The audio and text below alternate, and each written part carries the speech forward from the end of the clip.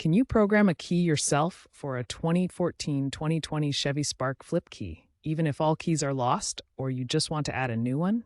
Yes, it's possible, but success depends on the model year and tools.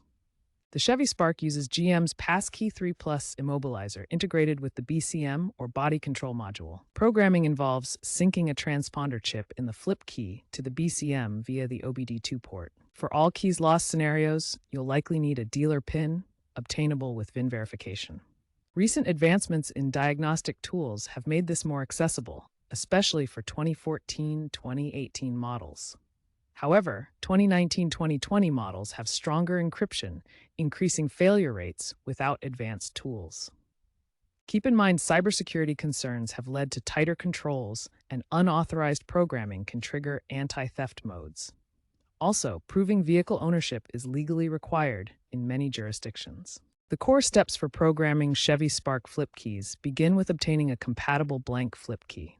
Next, use a diagnostic tool like the Autel MD808 Pro to enter programming mode. For all keys lost situations, acquire and input the dealer PIN. Cycle the ignition to teach the key to the system. Finally, test the key's functionality, including remote entry. Earlier Sparks from 2014-2016 are generally simpler to program than 2017-2020 models with encrypted protocols. Important trends include the rise of smartphone-integrated tools and subscription-based diagnostic services, democratizing DIY programming. The future points towards full digital key ecosystems, potentially phasing out physical flip keys by 2030. Cybersecurity threats are pushing for biometric or AI-driven authentication. While DIY saves costs, it risks data breaches if tools are compromised.